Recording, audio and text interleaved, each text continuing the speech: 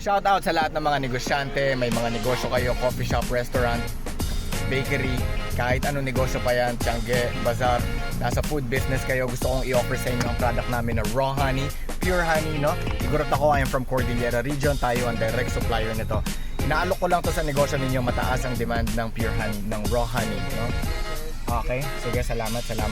Dahil sa ang mga tao ngayon, pabata ang mga nagkakasakit, padami ng tao ang mga nagkakasakit, shifting sila ngayon sa natural and organic products, kaya mabenta yung mga herbal, yung mga turmeric na yan, no?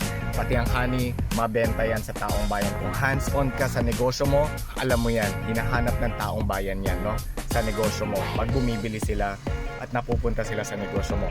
So, in case na interested kayo, send me a message. Usap tayo sa PM, usap tayo sa phone. Bigay ko sa inyo ang price list. Your initial order, bigyan ko kayo ng discount para i-test muna natin sa market ninyo, sa negosyo ninyo kung makiklik o hindi. Bigyan ko din kayo ng 30 days money back guarantee.